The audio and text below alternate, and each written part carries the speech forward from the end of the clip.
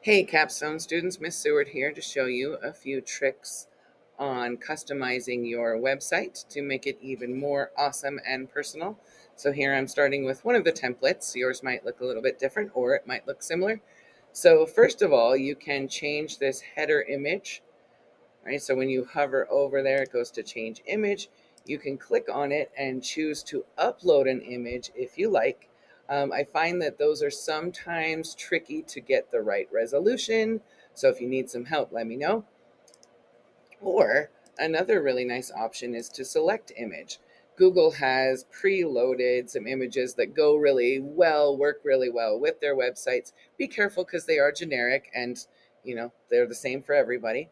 But a lot of times I like to come down and maybe find a color or one of the patterns that I like and select that and just kind of update it a little bit. You'll notice this little readability over here. If it fades it and you don't like it, you can click and turn it off. But then do watch out because see how that makes it hard to read? So I'm going to turn that back on to make it more readable. This is anchoring the image. I've never really gotten that to do much.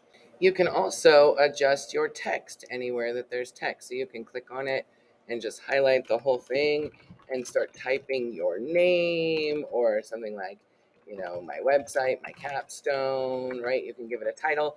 Notice how that makes it a little large, so I can select this all. I can change the font if I want to change the look. The themes often have fonts that come with them, but you can change them. Make sure to always keep it readable, but you might want to give it a little more personality.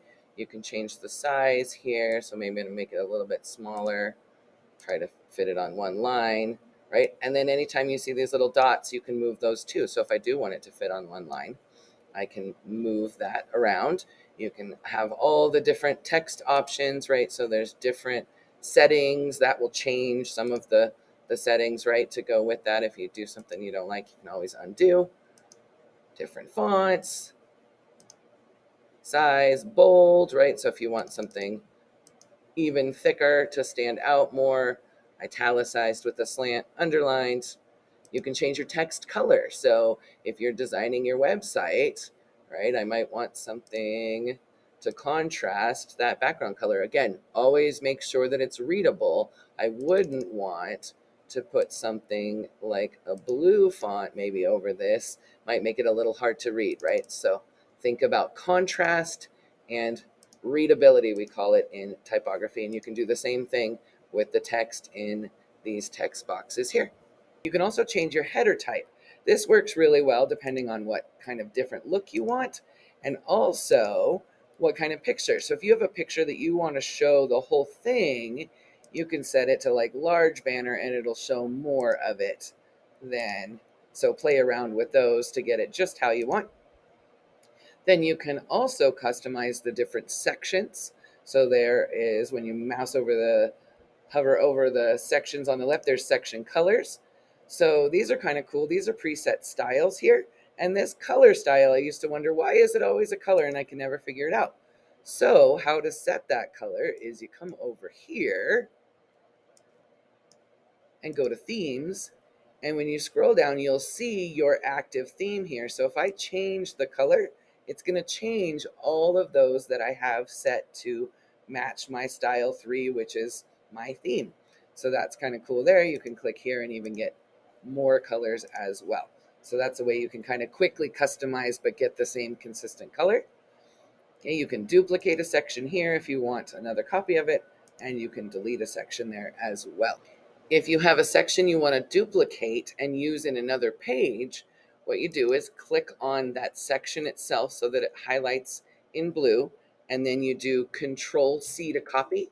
And now I can switch to a different page. Maybe I want to put these buttons at the bottom of every page, so then I can Control V and move them around. If there was another section here, I could have multiples, right? So I could move them around. I could go back to the home page and copy and paste and move this whole little section to the bottom of the page if I want to.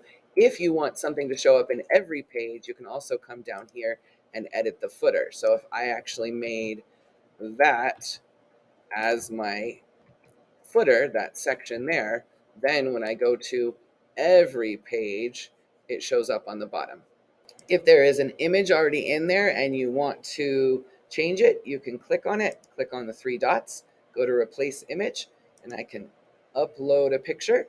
So this would be one that you have emailed yourself, right? Then I could pick a different picture, click open, and now my picture's in there. If it doesn't all show, you can click uncrop and make it bigger or smaller.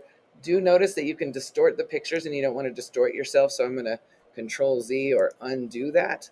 But after you start scaling, if you hold down Shift, it will keep it in proportion. So that's just a little graphic designer's trick. It really wants to keep it small. There we go. So that's the best size for it right there. If there is not already a picture there, then you can, let me close this, go over to Insert. And I really suggest for pictures that you use images. If you embed them with Drive, then you'll have to do some permission setting, which I'll show you in another video. So for pictures, it's really advised to click on images, right? And then I'm going to upload, right? If I want a picture of me, I can select it. And I showed you that earlier in the video. But then I can choose my photo and open it. And it's going to place it nearby, kind of in a new section, but I can click and drag it back to that previous section and resize it. If you have something that is hyperlinked, you can change that. When you either click on some text, you'll see the hyperlink option here, or pictures can be hyperlinked as well. So you can always click on there and insert a link if you want it to go somewhere in your website or go somewhere outside of your website. You probably do want to introduce that that's a link, though, not just have random links there, because people won't know.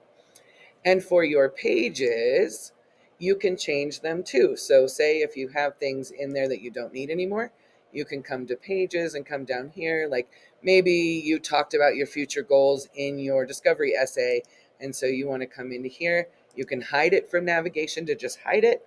Or if you don't need it at all, you can delete it. I tend to hide things from navigation because I might need them later. If you want to change the order of your pages, all you would need to do is click and drag them. So you could put literacy before math. You can also make pages into sub pages. So say you had some other subjects like social studies and science, and you wanted to add those to the other subjects as a sub page, then you drag it under there. And then when you go into other subjects, you see those as subpages. So that's how you create pages within pages and move your pages around. So those are some ways that you can start to customize your website and really get it to look like yours instead of like the template. Have fun and let us know what you need help with.